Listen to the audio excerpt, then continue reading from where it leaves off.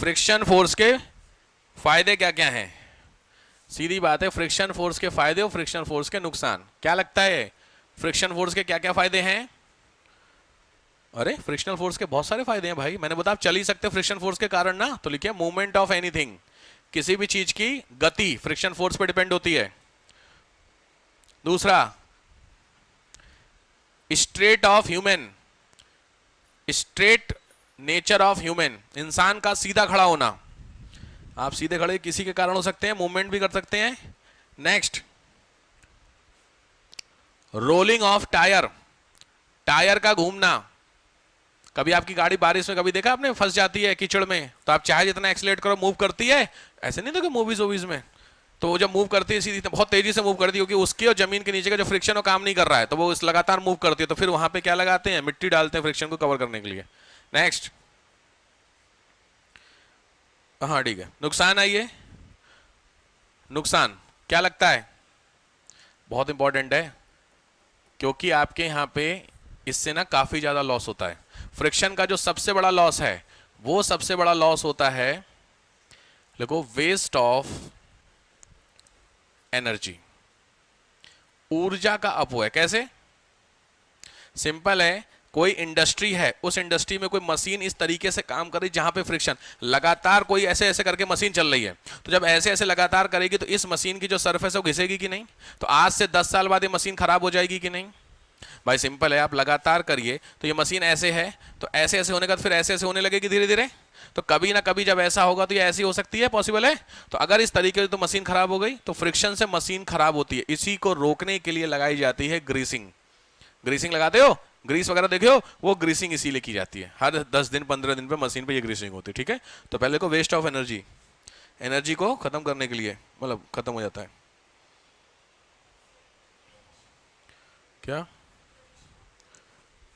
क्या चीज? डेकोरेशन में, हाँ ठीक है,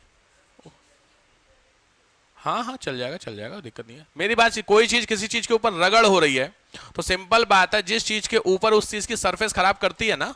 भाई आपने वो कभी देखा है कबीरदास का दोहा फ्रिक्शन फोर्स को डिफाइन करता है, क्या है? कुएं और रस्सी वाला, क्या बताइए? कुएं और रस्सी वाला क्या है दोहा? जड़मत होत सुजान, रसरी आवत जात से सिल पर पड़त निशान। सही बात है, रस्सी लगातार आपने कभी वो देखा है, ये वेल होता है यहाँ पे और यहाँ पे लगा होता है डंडा, और यहाँ पे लगी होती है, यहाँ से करके ऐसे करके डालते हैं बाल्टी, तो जब ये यहाँ से निकलते ऐसे करके होती है, तो जब यहाँ पे एक व्यक्ति खड़ा होता है, वो व्यक्ति इसको लगातार खींचता है तो बाल्टी ऊपर आती है। तो ये, और ये है क्या? पत्थर। लेकिन जब आप यहाँ पे, जहाँ पे रस्सी ऐसे जा रही है, फिर ये ऊपर आ रही है, फिर जा रही है, फिर ऊपर, ऐसे तो हो रहा है लगातार। तो जब इस फोर्स पे यहाँ पहुंचेंगे, तो इस जगह पे जाके देखना, तो यहाँ का जो पत्थर है वो ऐसे हो चुका है।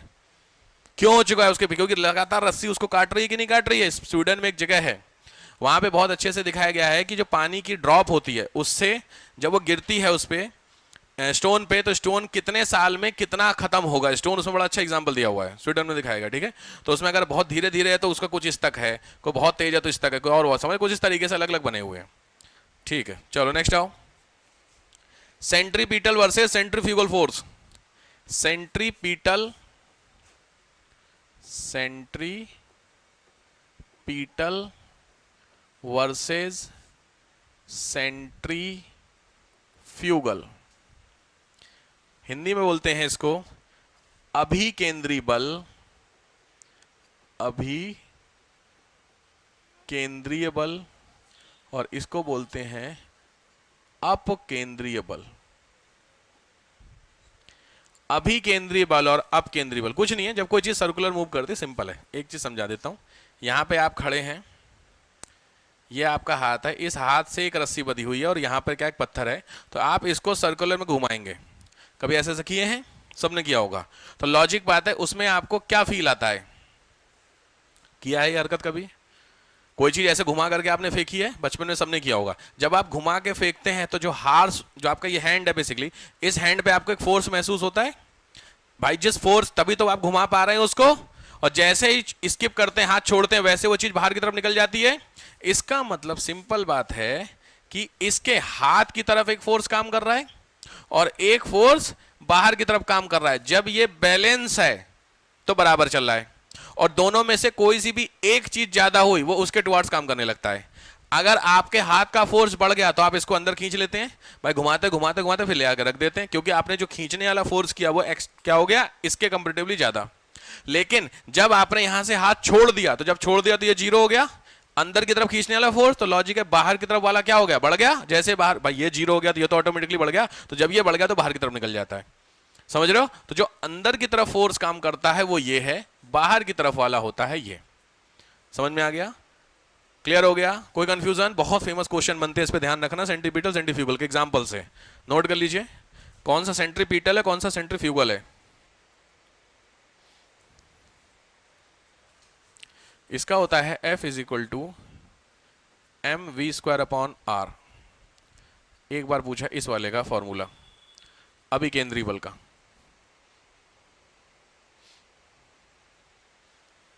कोई भी चीज सर्कुलर मोशन में जब रहती है तो इस तरीके से मूवमेंट होता है, उसका एग्जांपल होते हैं। ठीक है, बहुत इंपॉर्टेंट क्वेश्चन बनते हैं। पानी देना जानवी, जानवी जरा पानी देना। हो गया भाई, सिंपल इस तरीके से। अब इसके सबसे इंपॉर्टेंट क्वेश्चन बनते हैं एग्जांपल। लिखिए डेली लाइफ में इसके एग्जांपल। सबसे पहला होता है पत्थर के टुकड़े का movement, movement of a stone with a rope. रस्सी के सहारे पत्थर के टुकड़े का movement, movement of a rope, movement of a stone through a rope. समझ गए होगे? ये ध्यान रखना कौन सा फोर्स काम करता है अंदर, क्वेश्चन उठा। दूसरा लिखो मूवमेंट ऑफ प्लेनेट, सिंपली भाषा में प्लेनेटरी मूवमेंट, ग्रहीय गति। ग्रह जो होते हैं सूर्य के चारों तरफ घूमते हैं, वो इसी मूवमेंट पे काम करते हैं। जब बराबर चलता है तो सब बढ़िया, जब बराबर होता है तो अपने ऑर्बिट को छोड़ करके बाहर निकल जाते हैं या फिर अर्थ की तरफ आते हैं। समझ रहे हो मेरी बात? ये है सन और ये है तुम्हारा प्लेनेट, ये इसके चारों तरफ क्या कर रहा है, मूव कर रहा है। तो इसके अंदर का फोर्स और इसके बाहर का फोर्स क्या है, इक्वल है, इसलिए मूव कर रहा है। दोनों में से जो भी एक्स्ट्रा हुआ, तो जब एक्स्ट्रा होता है तो इसका टुकड़ा अंदर की तरफ आता है। जैसे ही अर्थ होती है इधर के अंदर, मतलब अर्थ की बात कर रहा हूं मैं, अर्थ की तरफ जब इधर की तरफ आएगा, इसका मतलब बाहर वाला फोर्स काम कर रहा है। अंदर आएगा तो जो अर्थ की ऑर्बिट है उस ऑर्बिट से जल जाता है, उसी को बोलते हैं कॉमेट। सुना है? वो इसी का एग्जांपल होता है। या फिर सन की तरफ चल जाएगा तो वैसे भी जल जाएगा। समझ गए? इस तरीके। तो ये फोर्स इसमें लिखो प्लेनेटरी मोशन। नेक्स्ट थोड़ा सा ध्यान रखना, कभी आपने ट्रेन देखी? ट्रेन, ट्रेन की जो पटरी होती है ऐसे होती है, ज्यादा ही करवोगे, इतनी नहीं होती है, लेकिन ऐसे तो होती है। समझ रहे हो? आपने ट्रेन देखी है? अब पटरी देखे हो ट्रेन की? ट्रेन का जो ट्रैक होता है, उस ट्रैक में जो ट्रेन का डिब्बा, तो उसके व्हील नोटिस किया? व्हील, ट्रेन की ट्रैक देखे हो? उसमें जो पहिया होता है वो पहिया कैसे होता है? ध्यान से बताइए मुझे। ये आपका है, आपका ट्रेन का एक ट्रैक, और ये होता है मोटा वाला जो होता है ना, जिसके ऊपर होता है और बीच में आपके होता है, यही तो आपका ट्रैक होता है। तो ये जो होता है आपका, ये एक है, समझ रहा हूं मैं। तो जो इसमें व्हील होता है, व्हील की जो चौड़ाई होती है वो चौड़ाई इसी में होती है कि नीचे की तरफ फिट होती है? मतलब ऊपर ऊपर खाली रहेगा। ये है आपका सरफेस, सरफेस है कि इसका दोनों तरफ से इसको पकड़ कर कैसे चलता है, आराम से दोनों तरफ से पकड़ के चलता है। हाँ, अरे दिमाग लगाओ, दोनों साइड पकड़ के चलेगा, मूव करोगे धड़ से गिर जाएगी ट्रेन। भाई दोनों तरफ से पकड़ के है, ट्रेन इधर मुड़ रही तो इधर में ज्यादा फोर्स चाहिए, आराम से। जब ट्रेन इधर, और जबकि मैंने दोनों साइड ऐसे करके पकड़ दिया, तो जब इधर करेगी तो ये फंसेगा कि नहीं फंसेगा इधर वाला, तो तुरंत ट्रेन क्या हो जाएगी, गिर जाएगी। अब आया समझ में? तो ट्रेन का जो अंदर वाला पोर्शन होता है वो हमेशा इधर साइड वाला वो अंकित पकड़ता है, जैसे ट्रेन बाहर की तरफ ना निकले। तो अंदर की तरफ जो फोर्स काम कर रहा होगा, और ट्रेन जब मूव करेगी तो बाहर की तरफ भी काम करेगा। तो बाहर की तरफ वाला अगर यहां पे भी तुमने लगा दिया, और ये दोनों इस तरीके से दोनों ऐसे ही चल रहे हैं, तो जब यहां तक, तो लेकिन जब मुड़ेगी तो ये वाला हिस्सा इधर आने की कोशिश करेगा, तो उधर वाला हिस्सा क्या करेगा, पकड़ेगा, तो मुड़ने ही नहीं देगा। तो जब मुड़ने नहीं देगा तो क्या होगी? इसीलिए जब भी कर्व होता है तो कर्व पे ट्रेन की स्पीड आपने देखा होगा बहुत कम कर दी जाती है।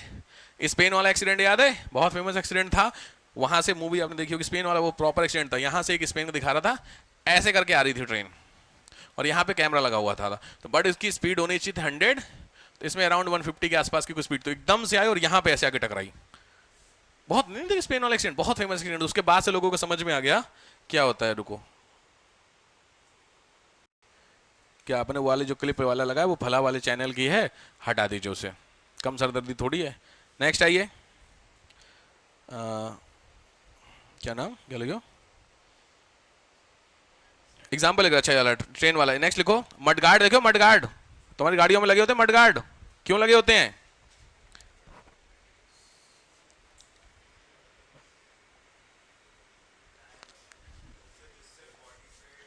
हाँ बॉडी पे छोड़ो, पीछे वाले पे, हमारी बॉडी तो बच जाएगी भाई, आपकी बाइक है, यही है ना। हाँ तो ये जब होता है याद रखिएगा, ये आपका होता है, तो यहाँ पे ऊपर तरीके से कुछ इस तरीके से मडगार्ड होते हैं नॉर्मल बाइकों में, उस वाले पे नहीं वो लग पाएंगे, उस पर ऑप्शन ही नहीं है लगने का। हाँ भाई उस पर कैसे लगे? तो ये मडगार्ड में था, क्योंकि यहाँ पे जब ये गाड़ी आपकी जो है ये गाड़ी कीचड़ में जाएगी तो ये जो मड होता है इसको बाहर की तरफ फेंकेगी, तो जब पीछे की तरफ ये गार्ड नीचे तक रहेगा तो आकर के इसमें टकराएगा तो रुक जाएगा। लेकिन अगर कोई पीछे व्यक्ति चल रहा है तो लॉजिक अगर ये नहीं होगा तो क्या होगा, आप समझ गए? ऐसा आप लोगों के साथ बहुत बार हुआ होगा बारिश में, जब आप स्लीपर पहन के बाहर निकलते हैं तो आपने देखा अपने पैंट का ये वाला हिस्सा पूरा डिजाइन बन जाता है, वो डिजाइन इसी का एग्जाम्पल है। तो कौन सा फोर्स काम करेगा?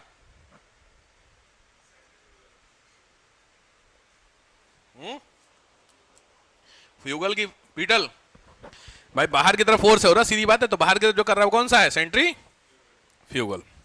क्लियर हो गया? नेक्स्ट आओ, इलेक्ट्रॉन का movement, movement of electron in nucleus.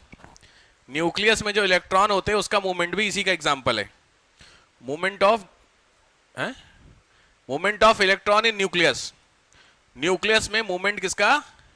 Electron का। इलेक्ट्रॉन जानते हो कहाँ होता है? कहाँ होता है? न्यूक्लियस में होता है। न्यूक्लियस में क्या होता है? हाँ प्रोटॉन और, कोई एक एग्जांपल दे दो मुझे, किसका लॉ है ये जो मैं कह रहा हूं पहुंच पा रही है बात आप तक? इलेक्ट्रॉन होता है, कुछ याद है? बीच में पहले न्यूक्लियस होता है, चारों तरफ सर्किल होते हैं, रदरफोर्ड का नियम है। चलो ठीक है, यहां पे ये न्यूक्लियस होता है, तो इसके अंदर दो होते हैं और यहां पे आपका मूवमेंट होता है इलेक्ट्रॉन का, यही तो होता है। तो वो याद है 1s2 2s2 2p6 3s2, कोई आगे बढ़ते हैं, छोड़ दो, कोई दिक्कत ही नहीं है भाई साहब, जिसकी जरूरत नहीं उसको भाई हमें आपके हाँ इसका एग्जांपल जरूर लिखेगा। मतलब इसी में आपने वो देखा है मौत का कुआं, हाँ याद आ गया? तो वो किस पे काम करेगा? इस वाले फोर्स पे, दोनों फोर्स बराबर होते हैं तभी तो लगातार मूव करता है। कि देखे हो कि नहीं मौत का कुआं यार? मौत का कुआं नहीं देखा? अबे तुम लोग यार, 2-3 लोगों ने, हाँ बाकी लोग ना। मेला गए हो? मेला मम्मी पापा घुमाने ले गए कभी? गणेश चतुर्थी का मेला और वो सारे मेले लगते हैं जो यहाँ तो पहले लगता था, बड़ा अच्छा था। वो वसुंधरा में इस बार वो नहीं लगा क्या? वो अभी नहीं, अभी जो गर्मी की छुट्टियों में लगता है, समर वेकेशन में लास्ट टाइम नहीं लगा था वो दुबई फेस्टिवल टाइप का जो यहीं पे कॉर्नर में लगाया था, लगा था ना? अरे मैं पिछली बार देखा बाबू, उसने बाहर दुबई बना रखा था टेंट से, हैं? नहीं हाँ लगा था, अब नहीं लगता, इधर इस बार नहीं लगा है ना, खाली रामलीला वाला उसका लगेगा, दशहरे वाला, वो भी अलग ही लेवल का है। 2 बार से गया वो यार, बच्चे के नाते मजबूरी पड़ जाती है मेला वाला, क्योंकि जरूरी है कुछ चीजें कि उसके स्कूल में ना फेयर पे वो है लिखने के लिए, तो लिखाओ और दिखाने में फर्क होता है। और फेयर ले गया वो, घूम फिर के 10 दुकानें, उसमें एक आंटी जी वो विष कन्या बनी हुई हैं, नहीं होता 3-4 चीजें होती हैं। किसमें? वहां पे? अच्छा जब उसके लगता है रामायण से रामलीला वाले पे ना, ये मैं तो किसी भी नहीं जानता हूँ। अच्छा वो व्हील वाला, बड़ा वाला व्हील वाला, और वो तो और खतरनाक है। हाँ सही कह रही है, उसका एक का देखा था, उसका आगे जो पकड़ते ना वो टूटा हुआ था हैंडल ना।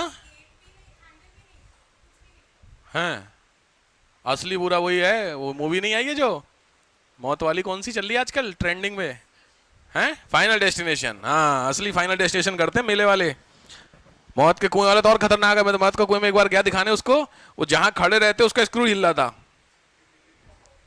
कसम से। आप सोचे जब भी बाइक वहां से निकल ली वो हिल्ला, मैं बस वेट कर रहा था नीचे, मैंने कहा ऋतु उतार दे 2 ही राउंड में मैं जा रहा है यार, क्योंकि क्या आप समझ रहे हैं बात को? हाँ हाँ, क्योंकि वहां पे सेंट्रीफ्यूगल काम कर गया ना, तो जो बाइक घूम रही है सीधे आएगी ऊपर। अरे हाँ खतरनाक लोग होते हैं, 2 कार 3 बाइक एक साथ ऊपर नीचे पैरेलल चलाते यार, और ऊपर से एक नमूने इधर खड़े रहते, वो पैसा देते हैं 10-10 रुपए ऐसे देते हैं, वो आके 10 रुपए हाथ से लेके जाते हैं। देखा आपने? अलग ही लेवल के स्टंट चलते हैं इंडिया में। तो मैं एक दिन, एक अभी तो नहीं पुरानी बात है, मैं उनके ड्राइवर से एक बार बड़ी क्यूरियोसिटी थी, मैंने कहा यार भाई आप इतना खतरनाक करते हो? उसने बोला सर कम से कम मेरी जो बॉडी है उसमें कम से कम नहीं तो 50 से ज्यादा फ्रैक्चर हो रखे हैं, तब जाकर के मैं यहां तक पहुंचा हूं। मजा आप देखे हो क्या होता है यार, आप सोच के देखो आपकी बॉडी का क्या होगा। सीधी बाइक तो चलती नहीं तुमसे, वो व्हील पे घुमानी है बाइक, आपको सोचिए आपकी बॉडी का क्या होगा। कई कह रहा कितनी जगह से टूट गई है वो शरीर। ये हाल है। तो प्रैक्टिस है भाई, मेहनत भी है। जॉइंट व्हील वाला, हाँ हाँ हाँ हाँ हाँ, वो पूरा निकल गया था ना।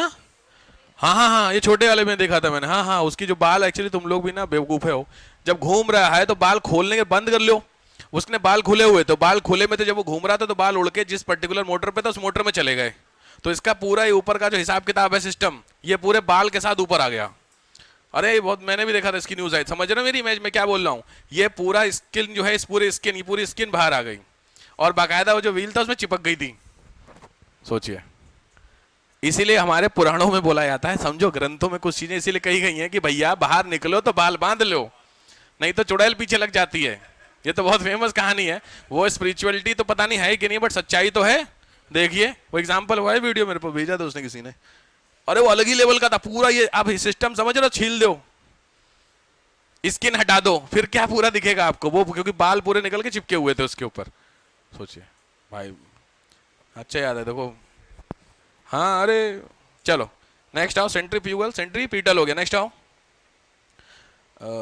डन। सॉरी, ये किसका एग्जांपल लिख रहे थे तुम लोग? दोनों के एग्जांपल चल रहे थे ना। ठीक है, नेक्स्ट आओ। सेंट्रीफ्यूगल का एग्जांपल, स्पेशली सेंट्रीफ्यूगल फोर्स का। अब केंद्रीय बल का एग्जांपल। पहला सेंट्रीपीटल के थे सारे। सेंट्रीफ्यूगल का एग्जांपल लिख लो। सेंट्रीफ्यूगल में तीन, नंबर एक क्रीम सेपरेटर, जो क्रीम निकालने की मशीन आपने देखी है, बड़ी सी होती है, वैसे ऐसे करती है, उसमें ऊपर झाग आ जाता है। अरे बड़ी समस्या तुम लोग की यार, इतना बड़ा बकेट होता है, उसमें एक मशीन होती है, ऐसे करके उसमें लगा होता है, ऐसे ऐसे ऐसे होता है, तो नहीं झाग ऊपर की तरफ आने लगता है, निकाल निकाल के करते हैं। अब समझ गए, वो इसी फंक्शन में काम, इसी पे काम करती है। दूसरा लिखो ड्राई क्लीनर। ड्राई क्लीनर जो घर पे ड्राई क्लीनर नहीं होता है। और तीसरा होता है सेंट्रीफ्यूज पंप। सेंट्रीफ्यूज पंप, ठीक। नेक्स्ट आओ। नेक्स्ट टॉप, इसी का टॉपिक का ही काम होता है। नेक्स्ट टॉपिक लिखो टॉर्क। टॉर्क सुना है? नेक्स्ट हेडिंग डालो टॉर्क, बल आघूर्ण। TORQUE, टॉर्क, बल आघूर्ण। इंपॉर्टेंट है टॉर्क। टॉर्क के तीन होते हैं ना, कुछ याद है? टॉर्क में तीन चीजें क्या होती हैं?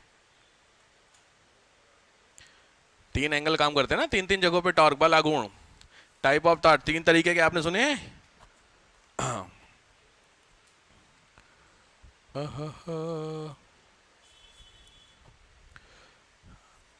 पहले कुछ चीज लिख ली फिर बताता हूं। टॉर्क में लिखिए moment of force, basic normal इसको मोमेंट ऑफ फोर्स बोलते हैं, बल आघूर्ण, टॉर्क।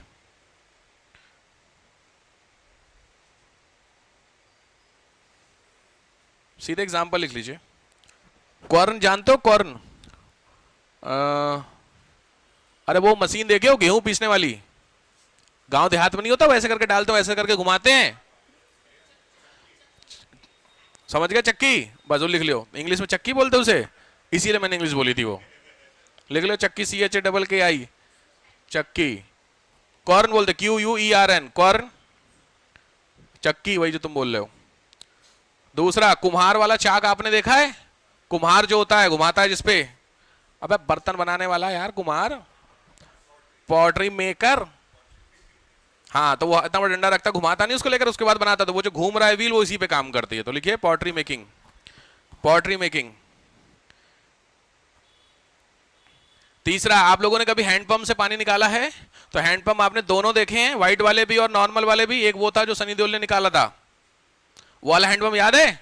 जरूरी चीज है यार, जो ऐसे वाले भाई, एक हैंडपंप होते हैं यहां पे लगे होते, और ये ऐसे करके होता है, कुछ याद है? और दूसरा एक हैंडपंप होता है सचिव जी वाला, पंचायत देखी है, यहां पे लंबा हैंडल होता है, देखिए व्हाइट कलर का होता है, ये पूरे इसके चारों तरफ सर्कल ऐसे करके बना होता है। अब आ गया समझ में? तो इन, समझ गए कौन से दोनों हैंडल हैं? इन दोनों में से जिस पे ज्यादा फोर्स किस पे लगेगा? पहले आप ये होते थे, पहले ये होते थे, पहले ऊपर वाले होते थे। सिंपल बात है, क्योंकि इसमें ज्यादा, ये हैंडल जितना लंबा होगा उतना बेनिफिट होगा। समझ में आया? तो इस वाले में बात बता रहा हूं, तो लिख लो हैंडपंप एग्जांपल। बस हैंडपंप में टॉर्क काम करता है, तो इसीलिए हैंडपंप में लिखो लॉन्ग हैंडल, ये इंपॉर्टेंट है, लंबे हैंडल वाले, ये टॉर्क को कम कर देता है, बल आघूर्ण को कम कर देता है। नेक्स्ट, 1 2 हाँ 3, यही तीनों आए हुए हैं आपके एग्जाम में, ठीक है। इसी टॉर्क का ही पार्ट होता है, आप लोगों ने सुना होगा लीवर, सुना है? उत्तोलक, उत्तोलक नहीं सुना किसी ने? अरे भगवान, सबने सुना है, आप सब जानते हैं, आपको पता नहीं उसके लीवर बोलते हैं। 3 तरीके के लीवर होते हैं। फ्रक्रम सुना है? चिमटा देगा, चिमटा, घर पे होता चिमटा, क्या बोलते चिमटे को इंग्लिश? क्या? टोंग, TONG। अच्छा अच्छा, देखो चिमटे को ध्यान से अब नोटिस करना। सरौता देखा है कभी? जिससे सुपारी कट करते हैं, सुपारी कट करने वाला मशीन देख, गांव देहात में वो इतना बड़ा एक जो बुजुर्ग महिलाएं होती थी वो लेके चलती थी अपने साथ में, इतना बड़ा डिब्बा, उसके अंदर सारे आइटम होते थे 4-5, पान का पत्ता, सुपारी, चूना, तो व्यवस्था उससे सुपारी निकालती रखते से काटती थी, समझ रहे हो? अरे यार बहुत को तुमने, आप सबने देखा है, आपको पता नहीं उसको क्या बोलते हैं, कुछ इस तरीके का होता है, और फिर यहाँ पे होता है, उसमें ऐसे कटर लगा होता है, ऐसे करके हैंडल होता है ना इसमें, तो यहाँ पे रखते हैं सुपारी, इसको दबाते तो कट हो जाती है ऐसे करके। सबने देखा, सबने पता सबको, बट आपको पता नहीं उसको क्या बोलते हैं। तो ये जो होते हैं वो सब टाइप ऑफ लीवर्स होते हैं, ठीक है। तो इसमें इंपॉर्टेंट लिखो, पहले लिखो लीवर हेडिंग डालो, उत्तोलक, हिंदी में उत्तोलक। हमेशा हर एक लीवर में ना 3 चीजें काम करती हैं, हमेशा याद रखना, हर लीवर में 3 होंगी। पहला होता है CRU, फलक्रम। दूसरा होता है फलक्रम, ऐसे बोलते हैं इसको, FU, एक मिनट जाओ, फलक्रम एक। दूसरा होता है एफर्ट, एफर्ट, और तीसरा होता है फोर्स या लोड, आप कर लो, चलो लोड। ये 3 चीजें काम करती है, इसको बोलते हैं आलंब, आलंब। दूसरा होता है आयास, जरा ध्यान से करना, बहुत जरूरी चीज है ये। और तीसरा होता है भार। हर एक लीवर पे 3 चीजें काम करती हैं, आलंब, आयास और भार, ठीक है। ये 3 तरीके के होते हैं, ध्यान से। 3 क्लास लीवर है, थोड़ा ध्यान से समझ लीजिए, कुछ नहीं इसको आपको बनाना, हटाओ, ये नोट हो गया, कोई बात नहीं, इसको लेकर रहने दो। ध्यान से देखो, ये 3 तरीके के हैं। फलक्रम बीच में हो, याद कैसे करना प्रीलिम्स के लिए, F बीच में हो, पहले क्लास में आएगा, दूसरे में F इधर आएगा, और तीसरे में F इधर रहेगा, ये खिसकेगा। मेरी बात समझो, 3 क्लास के एग्जाम्पल आपके सामने। अब इसको मैं आपको थोड़ा समझाता हूं। छोटी कैंची चलाना और बड़ी कैंची चलाने में इजी कौन सा है? छोटी कैंची चल जाती है आपसे, बड़ी, जितनी लंबी कैंची आसानी से चल जाएगी, छोटी कैंची में दिक्कत हो। इतनी बड़ी नहीं आती थी शेविंग के लिए, पहले एक आती थी, देखो स्टील वाली, वो फोल्ड हो जाती थी, देखियो अब पता नहीं आती नहीं, उसको खोल दो वो चलती नहीं है सीधी, वो रीजन होता है। दूसरी चीज, ये वाली चीजें कभी हैं, कभी आपको कोई भारी वेट उठाना है तो लॉजिक आप अपने हाथ से उठाओ, नहीं उठेगा, लेकिन इतना बड़ा लोहे का डंडा लगाओ, उधर से प्रेशर मार उठ जाता है, तो वो जो प्रेशर आपने किया वो भी कुछ तो काम कर रहा है, तो वहां पे समझिए ये है सामान। इस सामान को तुमको यहां से सीधी बात है उठाना है, तो यहां तो तुम ऐसे खड़े हो और यहां से तुमने हैंड लगाया और हैंड से उठा रहे हो, नहीं उठ रहा, लेकिन तुम यहां खड़े हो गए और यहां से तुमने एक डंडा लगाया और यहां प्रेशर मारा, ये उठ गया। तो सीधी बात है, ये जो है ये फोर्स काम कर रहा है कि नहीं कर रहा? अभी फोर्स यहां काम कर रहा था, कुछ कुछ आ रहा समझ में? तो जो शिफ्टिंग होती है तुम्हारे फोर्स की या जो फलक्रम की, ये शिफ्टिंग आपकी अलग अलग तरीके से होते हैं, आपको पता नहीं है। तीनों एग्जाम्पल होते हैं लीवर के। तो लिखो type of lever, type of lever, type of lever में लिखो लीवर ऑफ फर्स्ट क्लास, प्रथम श्रेणी के उत्तोलक, लीवर ऑफ फर्स्ट क्लास,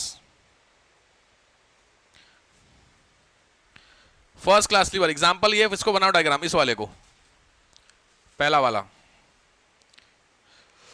ये,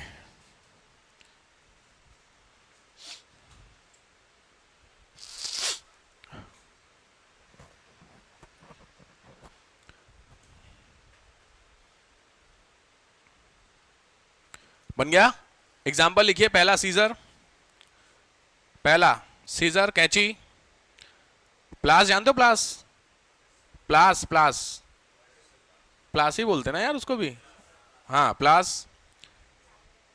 पहले प्लास की जो सड़सी आती थी, सड़सी जानते हो? सिड़ासी बोलते थे उसे, सिंडासी, बहुत सारे लोग मैंने सुना वर्ड यूज करते हैं, ठीक है। साइकिल के ब्रेक, साइकिल ब्रेक इसी का एग्जाम्पल है, साइकिल ब्रेक। और वाले तराजू देखे हैं, हैंडल वाले, बीच में पकड़ के दोनों तरफ वेट रखे आते हैं, अब तो वो आ गया ना इलेक्ट्रॉनिक वाला, पहले नहीं लेके चलते थे बराबर बराबर, हाँ वो वाले तराजू, वो इसी का एग्जाम्पल है, तराजू। टेंशन नहीं लेने का। आंसर राइटिंग करते समय अगर आपको किसी वर्ड की इंग्लिश नहीं पता है तो हिंदी को इंग्लिश में कन्वर्ट करके लिख मारिए, कोई नहीं चेक करेगा। ये ट्रिक दे रहा हूं, इसको मैं सिखाता हूं मेंस में। चीटिंग कोड मतलब ध्यान से मेरी, आप फ्लो में लिख रहे हैं, मान लीजिए भारत, इंडिया इज अ, अब यहां पे आपको नहीं पता है ग्रेट, तो आप इसको MAHAN, फ्लो में कहीं कुछ नहीं पता चलने वाला आपका। ये किया जाता है यूपीएससी में, परेशान मत होइए, लेकिन ऐसे होने के चांसेस 1 या 2 बार, ज्यादा नहीं। तुमको लगा मौका मिल गया, माहौल बन गया, खत्म। अब तो आधे व्हाट्सएप पे लिख रहे हैं, नहीं ये व्हाट्सएप की लैंग्वेज होती कि नहीं होती है, तो वहां नहीं काम करता है।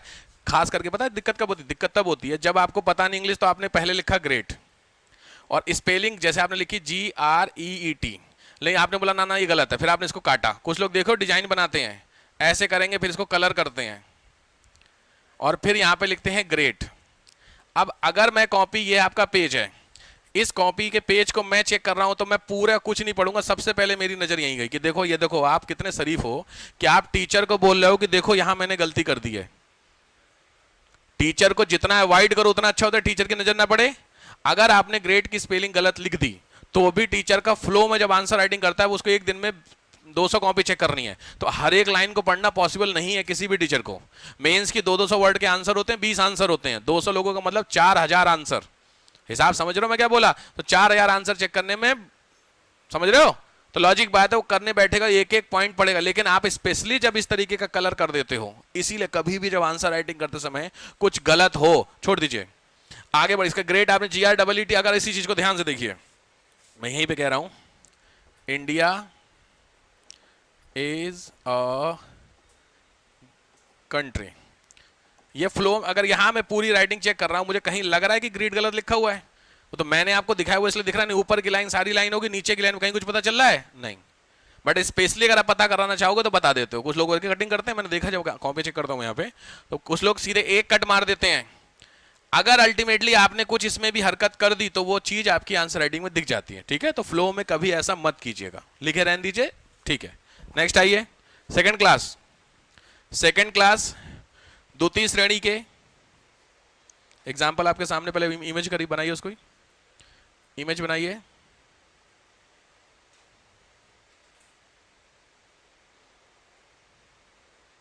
कहां पर क्या, कहां पर क्या, इसका एग्जाम्पल होता हो गया। दूसरे का एग्जाम्पल लिखिए, नट क्रैकर। मैं दिखा दूं सर, होता आप लोगों को जरूरी है। नट क्रैकर, यही सर होता जो मैं बोल रहा था।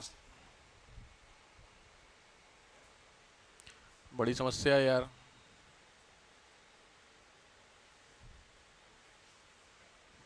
ये वाला अब आए समझ में? आजकल तो बहुत सारे आ गए हैं, पहले वाले जो तो यही वाला है, देखें आपने? अखरोट, हाँ हाँ, नींबू वाला अलग है, वो है, स्क्वीजिंग वाली अलग होती है।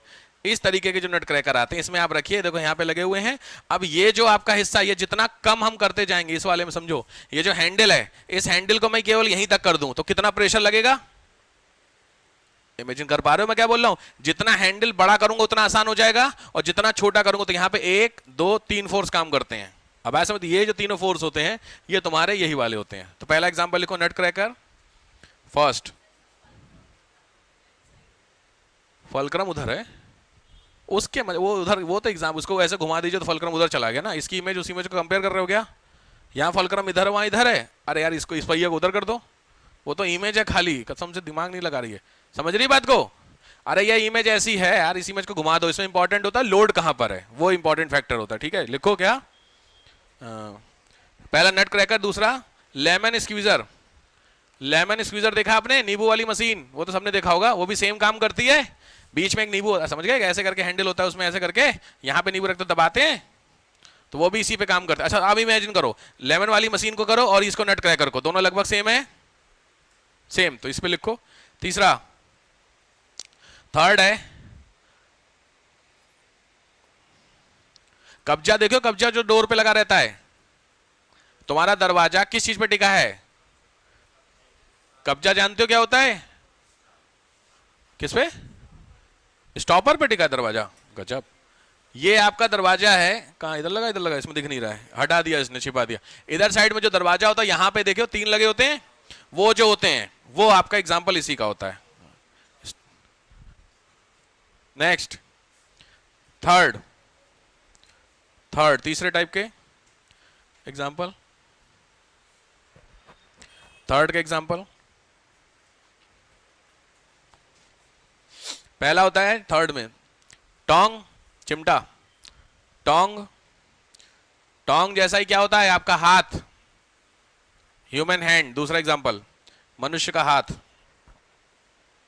तीसरा होता है किसान का हल, किसान का हल।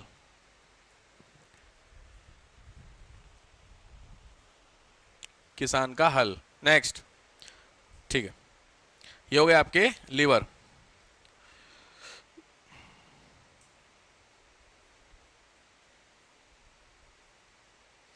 अच्छा, आप सीधे खड़े हैं, खड़े होते सीधे, क्यों? रीजन क्या आपके सीधे खड़े होने का? बेसिकली एक वर्ड होता है एक्सिस, सुना है आपने? सेंटर ऑफ ग्रेविटी सुने हो? बस ठीक है। अगर वो क्या होता है सेंटर ऑफ ग्रेविटी? हर एक जगह की सेंटर ऑफ ग्रेविटी अलग अलग होती है। सेंटर ऑफ ग्रेविटी एग्जैक्ट बीच में जब होती है तो वो चीज सीधे खड़ी होती है। अगर सेंटर ऑफ ग्रेविटी थोड़ी बहुत भी इधर हुई तो वो जो सामने चीज होगी वो बैलेंस बिगड़ने लगता है। समझ रहे हो मेरी बात? तो अगर ये ह्यूमन है, ध्यान से समझना, तो यहां से लेकर के जो सीधे मैं एक्सिस लेके जाऊंगा, ये सेंटर ऑफ ग्रेविटी काम करती है, समझ गए? तो व्यक्ति सीधे, जैसे वो मुड़ने लगता है उसकी सेंटर ऑफ ग्रेविटी चेंज हुई और मुड़ेगा, चेंज हुई, दिख रही है आपको ऐसे करके करके? तो एक टाइम ऐसा आता है जिस टाइम के सेंटर ऑफ ग्रेविटी काम करना बंद कर देती, उसी समय वो व्यक्ति क्या हो जाता है? गिर जाता है। समझ गए? तो यहां पे इंपॉर्टेंट क्वेश्चन होता है किस चीज का सेंटर ऑफ ग्रेविटी कहां पे होता है। ठीक है, सेंटर ऑफ ग्रेविटी समझ गए? हेडिंग डालो, मैं बता दूं, एग्जांपल दे देता हूं। सेंटर ऑफ ग्रेविटी, एग्जांपल लिख लो। सेंटर ऑफ ग्रेविटी, हिंदी में शायद गुरुत्व केंद्र बोलते हैं इसको, हाँ गुरुत्व केंद्र। एग्जाम में जो आए हुए वो मैं आपको बता देता हूं कौन से एग्जाम में कौन से आ रखे हैं। तो सेंटर ऑफ ग्रेविटी में पहला लिखो यूनिफॉर्म बार, एक तरफ लिखो गुड, एक तरफ लिखो लोकेशन। किस चीज की कहां पर होती है सेंटर ऑफ ग्रेविटी? एक तरफ गुड्स, एक तरफ लोकेशन। एग्जाम्पल में पहला लिखो यूनिफॉर्म बार। यूनिफॉर्म बार का मतलब एक सीधी सीधी लाइन खींच दो। यूनिफॉर्म बार के नीचे डिजाइन बनाने के लिए सीधी लाइन खींचो, उस पूरी लाइन का जो मिड पॉइंट है वो उसकी बार कहलाती है, और सॉरी उसका सेंटर ऑफ ग्रेविटी कहलाती है। समझ गए? छड़ आपकी तभी तक सीधी होगी जब तक उसका बीच वाला पॉइंट नहीं होगा। ये आपके सामने एग्जांपल है, आपके सामने पेन है, इस पेन का मिड पॉइंट में मैं लिया हुआ हूं, जैसे मैं इधर खिसकाऊंगा थोड़ा सा खिसकने का शुरू हुआ, बस यही होता है। ठीक, दूसरा लिखो ट्राइंगल, त्रिभुज। ट्राइंगल का सेंटर ऑफ ग्रेविटी कहां काम करेगी? बीचों बीच में। ट्राइंगल का जो बीच वाला हिस्सा होता है लिखो विकर्ण। जानते हो तुम लोग विकर्ण? ट्राइंगल के जो कॉर्नर से ऊपर, जो उसके ऊपर एक डालते परपेंडिकुलर ट्राइंगल होता है, त्रिभुज, उसका 3 एंगल होते हैं। 3 एंगल के बीच से सामने वाली आर्म पे जो एक परपेंडिकुलर डाला जाता, कुछ याद है? मैथ कहां तक रही है? हाँ, थोड़ी समस्या है ना यार, कोई बात नहीं। तीसरा जो है वो लिख लो, कोई बात नहीं, कोई दिक्कत नहीं। थर्ड लिख लो सॉलिड स्फेयर, ठोस गोला। ठोस गोला, तो इसमें लिखो सेंटर, ठोस गोले में सेंटर पॉइंट। तो इसको मैं बोल सकते हैं कट पॉइंट ऑफ डायामीटर। आराम से, एक सर्किल जो है उस वृत्त से जितने भी मैं डाया खींचूं वो सारे डाया किसी एक पॉइंट पे कट करेंगे। आराम से, मेरी बात समझ रहे हो? सर्किल है, उस सर्किल को मैं, सर्किल के एक हिस्से को दूसरे हिस्से से मिलाऊंगा तो वो पक्की बात है किसी इस पॉइंट पे कटेंगे कि तभी वो डाया कहलाएगा, नहीं तो डाया नहीं कहलाएगा, वो कुछ और ही कहलाता है वो। ठीक, तो रेडियस जानते हो? आराम से, तो मर्जिंग पॉइंट ऑफ रेडियस बोल सकता हूं मैं। जितनी भी रेडियस होती है वृत्त की वो एक ही पॉइंट से निकलती होगी। समझ रहे हो? नहीं समझ रहे हैं सर? अरे कुछ नहीं है, एक्चुअली मेरी ना सुबह से कमर दर्द हो रही है। ऐसे समझो, ये आपका एक सर्किल है, इसमें से ये मिड पॉइंट होता है, तो यहां मैं ये इसकी रेडियस कहलाती है, यहां से जो निकलती है ऐसे करके, तो ये मेरे पॉइंट, ये जो पॉइंट है यहां से ये वाली जो रेडियस है ये इक्वल होगी कि नहीं? तो आप कहीं से भी रेडियस खींचोगे इस पॉइंट पे मिलेगी कि नहीं आकर के? तो इस पॉइंट को सेंटर ऑफ ग्रेविटी बोलते हैं, किसकी? स्फीयर की। ये मैं बता रहा हूं। और चौथा आया हुआ है समानांतर चतुर्भुज, पैरेललोग्राम। समानांतर चतुर्भुज देखा है आप लोगों ने? एग्जाम्पल देखे हैं? क्या होता है पैरेललोग्राम का एग्जाम्पल? क्या लगता है? ये है समानांतर चतुर्भुज। पैरेललोग्राम में कोई दो आर्म होगी वो पैरेलल होगी, बाकी दूसरी कैसी होगी मैटर नहीं करता है। आराम से चारों भुजाएं पैरेलल होंगी, कोई दो पैरेलल होंगी, आमने सामने की, हाँ भाई आमने सामने वाली पैरेलल होंगी हमेशा, तो आप वो पैरेलल होंगी तभी तो सीधे सीधे निकलेंगी। समझ रहे हो बात को? तो इसका भी लिख लो। मैं आपसे पूछना चाह रहा था, ये जो इस कॉर्नर से इस कॉर्नर से मिलता है, इसको क्या बोलते हैं? क्या बोलते हैं? हिंदी में तो विकर्ण बोलते हैं, इंग्लिश में क्या बोलते हैं मैं पूछ रहा हूं। नहीं पता? अरे मेरे को नहीं पता, मैं इसलिए पूछ रहा हूं आपसे, क्या करना है यार। ये जहां पे इंटरसेक्ट करते हैं वो पॉइंट इस पूरे का मिड पॉइंट होता है, ये मैं कह रहा हूं आपसे।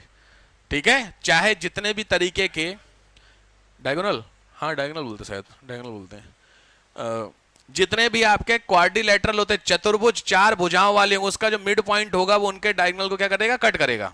तो वो कट पॉइंट जो होता है वही कहलाता है आपका सेंटर ऑफ ग्रेविटी।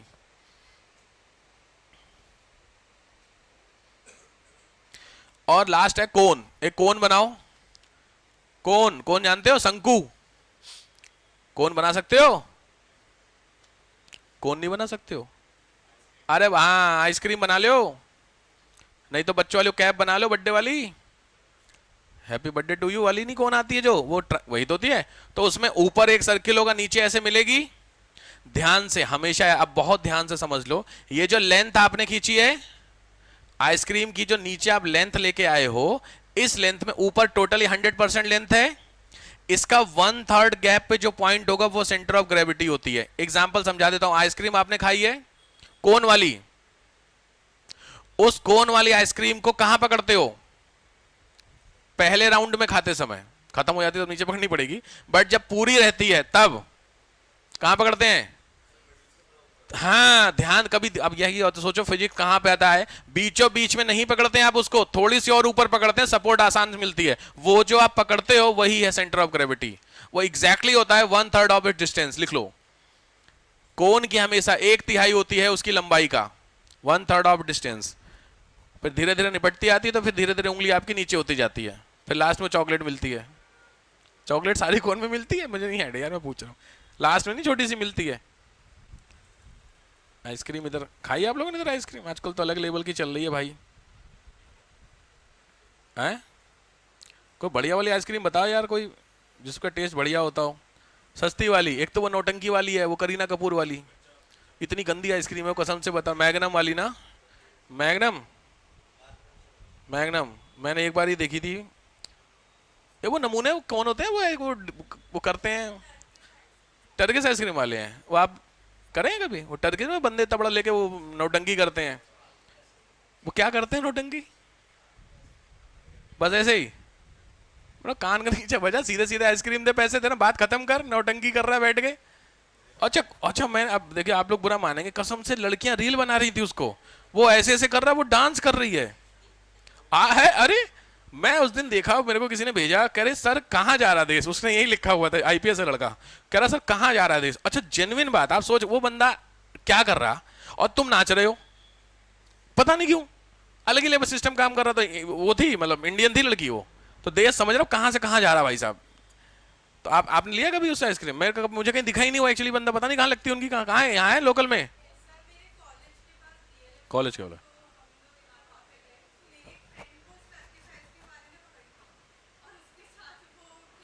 यही वाला डांस खेलने का, डांस करने लग गया। 400? मतलब ठीक है भैया, बोलूंगा तो आजकल बड़ी समस्या फेमिनिज्म वाली हो रखी है यार, कुछ भी बोलने में ना बड़ा दर्द होने लगता है। तो कहाँ की चीजें जा रही हैं, क्या हो रहा है यार।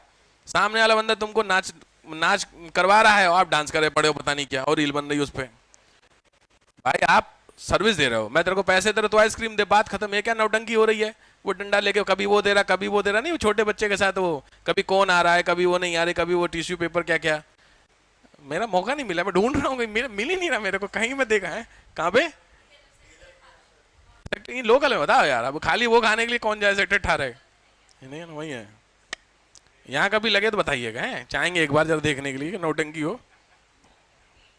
नहीं मैं जबरदस्ती की चीजें यार अरे नौटंकी में भीड़ नहीं लगती है, काम नौटंकी करवा तो भीड़ लगेगी लगेगी। इंडिया वाले इतने खाली वो जेसीबी देखने चले जाते हैं, देखे कि नहीं जेसीबी की खुदाई में कितनी भीड़ होती है। वहां नाला साफ हो रहा था वैशाली में, रेड लाइट जाम हो गया था, मैं आ रहा था उधर से अपनी गाड़ी लेकर के, मतलब मेरी गाड़ी सोचे कार निकलने में हालत खराब हो गई, इतनी भीड़, इतनी मुझे लगा मेजर एक्सीडेंट हो गया है। मतलब कम से कम होंगे तो 1000 लोग कम से कम, सब बाइक एक लाइन से लगा करके, गाड़ी वाड़ी ने जिधर आड़ा तिरछा जहां लगानी वहां लगा दी बाइक सबने, कार तक नहीं निकल रही थी। सोचिए 80 फीट की रोड है, 40 फीट की, बाइक तक नहीं निकल रही उसमें, वो सबने लगा दी। मैं क्या, मुझे लगा वो एक्सीडेंट हो गया, कहीं कुछ हुआ इश्यू, और गाड़ी लगाई, मैंने देखूं क्या हुआ, पता चला भाई साहब वहां जेसीबी आई थी, वो नाला साफ कर रही थी। तो सब देख रहे नाला कैसे साफ होता, आप सोचो किस लेवल पे खाली है इंडिया वाले, तो उसका तो कुछ नहीं कर सकते। तो नौटंकियों को तो भीड़ लगनी है, उसमें क्या यार। अच्छा हमारी बॉडी का लिख लीजिए, सेंटर ऑफ ग्रेविटी मैंने बता दिया। वैसे हमारी बॉडी का जो फ्लूइड होता है दैट इज इन ईयर, लिख लीजिए। ह्यूमन बॉडी का जो सेंटर ऑफ ग्रेविटी या जो सिंपली बैलेंस का काम करता है वो आपका होता है कान का फ्लूइड, लिख लीजिए। कान का द्रव, कभी आपने कान, वैसे करना नहीं ये रिस्की चीज होती है, कभी कान में लकड़ी डाली है, मौका मिला है कभी? अपने कान में, दूसरे में समझ नहीं आएगा, अपने में आप डाल, करना नहीं, मैं आपको बस बता रहा हूं। अपने कान में आप कभी इसी मैच स्टिक वगैरह जो होती है साफ करने के लिए नहीं, जनरली जब डाली आती है तो जब एक पर्टिकुलर पॉइंट से आगे जाती है तो वो हल्का सा लिक्विड से टकराती है। आप लोग कान बहता लोगों का रोग नहीं होता कान वाला जिसमें से आता है, तो वो लिक्विड होता है जो वहां पे काम नहीं करता, वहीं पे पकने लगता बाहर आता है। बट अभी जब ये कोई भी स्टिक या समथिंग आप डालते हो तो वो हल्का सा जाके जब टच करती है तो वो जो टच जिस चीज से करती है वो लिक्विड होता है जो बैलेंसिंग फ्लूइड का काम करता है। वो आपकी बॉडी में जब हिलता है तो उस हिसाब से आपका बैलेंस इम्बैलेंस, वो तब तक नहीं हिलता जब तक आपकी सेंटर ऑफ ग्रेविटी सीधे रहती है। जैसे आपकी सेंटर ऑफ ग्रेविटी हिली और वो हिला, आपके दिमाग में तुरंत एक क्लिक जाता है, एक मतलब इमेज क्रिएट होती है कि मैं गिर रहा हूं, और तुरंत आप गिर जाते हैं। भाई एक हाथ तक आप मुड़ते हैं उसके बाद आप गिर जाते हैं, तो वो कैसे गिर, जिस पर्टिकुलर पॉइंट तक, उस पॉइंट तक कान का लिक्विड नहीं हिलता है, वो सेमी सॉलिड होता है, याद रखिएगा। जिस पॉइंट पे हिलता है तुरंत इंडिकेशन ब्रेन को जाता है कि आप गिरने वाले, ब्रेन तुरंत आपकी बॉडी को तैयार करता है, आप गिर जाते हैं। बात समझ रहे हैं? तो वो कान वाला फ्लूइड ध्यान रखना, उस पर क्वेश्चन है भाई।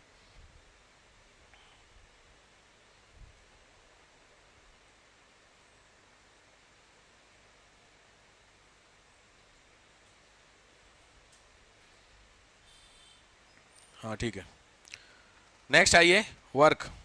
अरे 11 बज गए यार, बड़ी स्पीड में आज क्लास हुई है भाई। थोड़ा और खींच दें, खींची तो क्या करना है, कहीं जाना है तो शुरू हो जाए, फिर कहाँ जाना है, इस जरूरी काम है। मैं आपको 11:30 बोला हूं ना, आपकी क्लास 9 से 11:30 रहेगी अब, ठीक है? आज आपके पास टाइम है?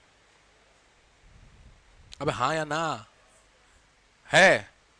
किसी को देखो, क्यों देखो ऐसा ना, साइंस इंपॉर्टेंट टॉपिक है भाई, छूट जाएगा आपका नुकसान होगा।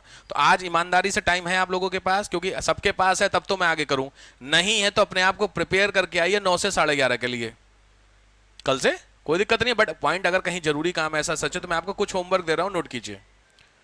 पिछली बार वाला होमवर्क हो गया फिजिक्स का सारा, ठीक है? इस बार लिखिए, उसी में जहां पे भी आप होमवर्क कवर कर रहे थे वहीं पे कवर करिएगा। पहला करना है list of alloy, list of alloy. Alloy सुने हैं? मिश्र धातु समथिंग बोलते हैं, मिश्र धातु, मिक्सचर।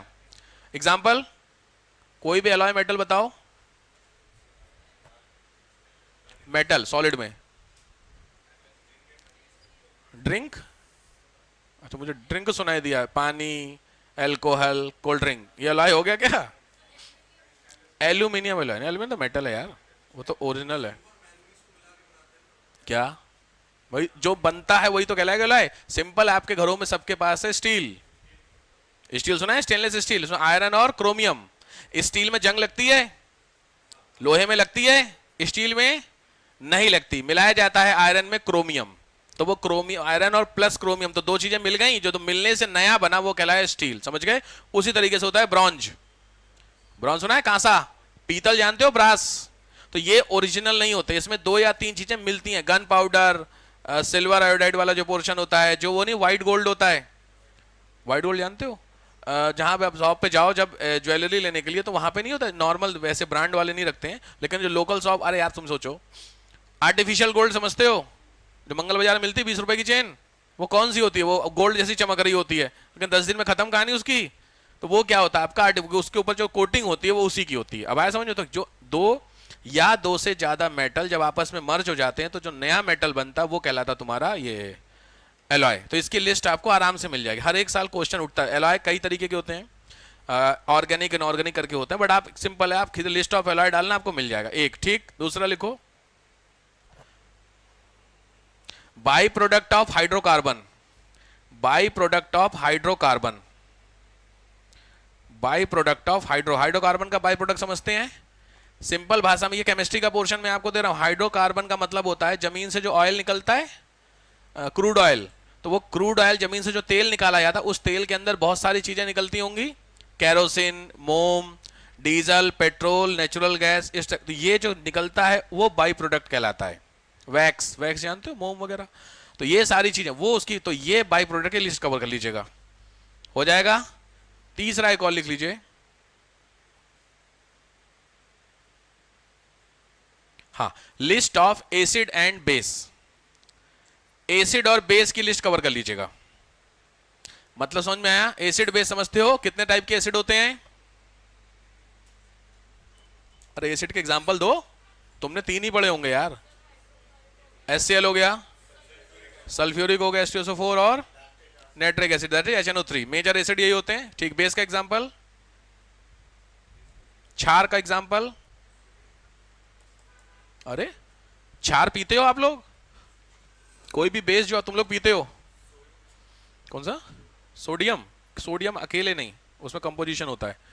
अरे जो तुम क्षार पीते हो उसी को बोलते हैं कोल्ड ड्रिंक, क्षार ही तो पीते हो, कोल्ड ड्रिंक क्या होता है, बेस होता है। सिंपल है, कोई भी लिक्विड, हाँ कोई भी लिक्विड, जब किसी भी लिक्विड में बबल निकले, सिंपल ट्रिक समझा रहा हूं, वो एग्जाम्पल है बेस का। कोई भी लिक्विड है, अगर वो डायरेक्टली उसमें बबल आ रहे हो या कुछ चीज मिलाने से बबल, पानी में बबल नहीं आते, लेकिन आप इनो मिलाते हैं बबल, तो इनो वाला जो मिक्सचर है वो प्योर बेस बन जाता है। सिंपल। अब बेस और एसिड का टेक्निकली क्या होता है वो केमिस्ट्री में पढ़ना, बट लॉजिकली एग्जांपल जो होते हैं, जैसे आपका बहुत फेमस बेस होता है सोडा, सोडा जानते हैं, एक सोडा होता है पीने वाला, जो नहीं जिसका थोड़ा पेट में होती है ना जब थोड़ा सा वो, या फिर आपका एक सोडा होता है खाने वाला NOH, बेकिंग सोडा, देखिए सब लोग बेकिंग सोडा, अबे यार उसमें यूज होता है भटूरे वटूरे में, बेकिंग में, अरे वो समझ गए। एक होता है वॉशिंग सोडा, धोने वाला पाउडर। तो ये जितने भी सिंपल है, जो आप ये लगाते हैं साबुन, धोने वाला, कपड़े धोने वाला, या जो कपड़े वाला जो पाउडर डालते हैं वो झाग देता है। मैंने आपको एक ट्रिक सिखा दी, अगर कोई भी चीज झाग दे रही है तो वो बेस है। अब समझ में आया, तो आप खुद से समझ जाना, कॉमन ट्रिक होता है। अगर एग्जांपल कुछ पूछता है और आपने कभी नहीं देखा है उस चीज को, बट उसके बारे में सुना है कि अच्छा ये देख, नहीं आंखों से देखा है, नाम नहीं जानते हो, तो भी बस ये ध्यान रखना, अगर बबल क्रिएट होने लगे, नॉर्मल पानी से कपड़ा धोइए बबल नहीं होगा, लेकिन साबुन या सर्फ डालते ही बबल होने लगते हैं, इसका मतलब आपने क्या मिलाया, बेस। ठीक, तो ऐसे करके एक बेस की आपको क्या मिल जाएगी, लिस्ट मिल जाएगी, एसिड और बेस की। ठीक है, तीनों एसिड में से सबसे खतरनाक एसिड सल्फ्यूरिक एसिड सबसे खतरनाक होता है, नहीं निट्रिक एसिड होता है, HNO3 सबसे खतरनाक होता है। हमारी बॉडी में कौन सा मिलता, हमारी बॉडी में एसिड मिलता है, हाँ कहां मिलता है, स्टमक में। कहां, स्टमक आप किसको कहते हैं, इसके नीचे पूरा हिस्सा स्टमक ही है, आप किसको स्टमक बोलते हैं, स्टमक इज ऑर्गन छोटा सा, उसके अलावा बाकी सिस्टम अलग होता है। तो स्टमक से निकलता है एसिड,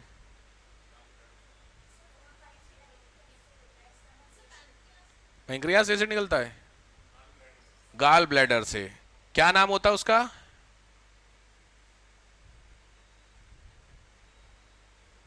आपकी बॉडी में एसिड मिलता है, बात पता है आपको, आपकी बॉडी में एसिडिटी हुई है यार, आज एसिडिटी हो गई, कहां से, आपने एसिड पी लिया क्या, नहीं, तो एसिडिटी कहां से होगी बॉडी में, सिंपल है, जो तुम खाना खा रहे हो वो खाना होता है सॉलिड, चावल दाल सब्जी, वो जब तुम्हारी बॉडी में जाती है तो उसको बॉडी के हिसाब से कन्वर्ट होना पड़ेगा, पचाने के हिसाब से, तो जो कन्वर्ट करने का काम करता है वो तुम्हारी बॉडी में मिलने वाला एसिड होता है।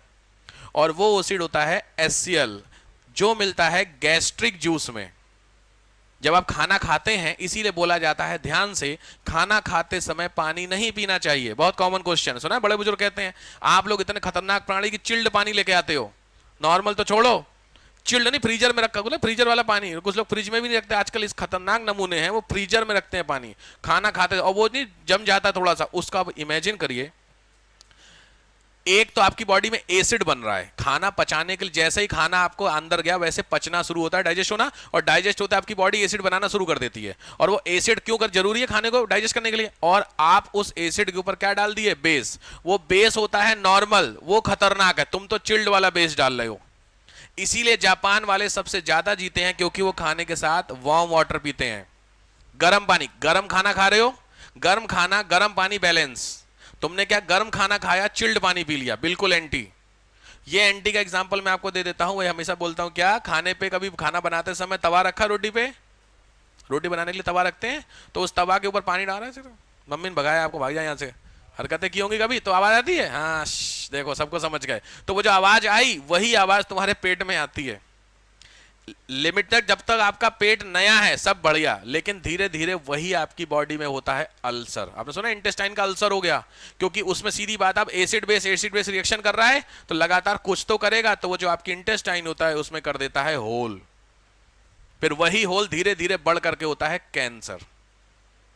और जब अब क्या होगा आप समझो, खाना खाने के बाद अगर आपने पानी नहीं पिया, आपकी बॉडी ने एसिड बनाया खाने को पचाने के लिए, आप उस पचाने को बैलेंस करने, एसिड को बैलेंस करने के लिए क्या डालना पड़ेगा, बेस, और तुमने बेस नहीं डाला, बेस यानी पानी। तो तुमने पानी नहीं कहते आज खाने में उसमें पानी की कमी हो गई है, गैस्ट्रिक हो गई है, नहीं उसने सुना, या फिर एसिडिटी। तो जब आप सोचो एसिड बना हुआ है, तुमने बेस नहीं दिया, तो वो बराबर बैलेंस नहीं हुआ, तो बॉडी में एसिड पड़ा हुआ है, वो एसिड कुछ तो करेगा, तो वो जो कुछ करता है उसी को बोलते एसिडिटी। तो फिर एसिडिटी में आप क्या पीते हो, इनो, देखा आपने इनो, समझ में आया। तो एसिडिटी को बैलेंस करना पड़ेगा, तो नॉर्मल पानी से काम नहीं चलेगा, तो आप एक्स्ट्रा क्या मिलाते हो, बेस, उसी को बोलते इनो। समझ गए बात को। इसीलिए खाते समय कभी पानी नहीं पीना चाहिए। खाना खाने के लोग कहते हैं ना थोड़ी देर बाद, आधे घंटे बाद ऐसे बोला जाता है, बट खाना खाने के 10-15 मिनट बाद कम से कम पानी पीजिए। अगर खाना खा रहे हो बहुत मजबूरी है तो नॉर्मल वाटर पीजिए, ये सही वाली चीज है। नहीं तो आने वाले आप देखा 30, 40, 45 में देख रहे हो निकल जा रहे हैं, कहानी यही है भैया। रीजंस होते हैं हमें समझ में आते, छोटी छोटी बातें हमें लगता है बट ये बहुत बड़ा। खैर, तो एसिड और बेस की लिस्ट हो जाएगी आपसे, ठीक है। चलिए ठीक है, फिर आज यहाँ पे खत्म करता हूं मैं। कल फिर मैं बोल रहा हूँ, कल से आप 11:30 पे प्रिपेयर होके आइएगा, मतलब 9 से 11:30 के लिए। भाई कितना टाइम हो, 11:10 हुए हैं, ठीक है।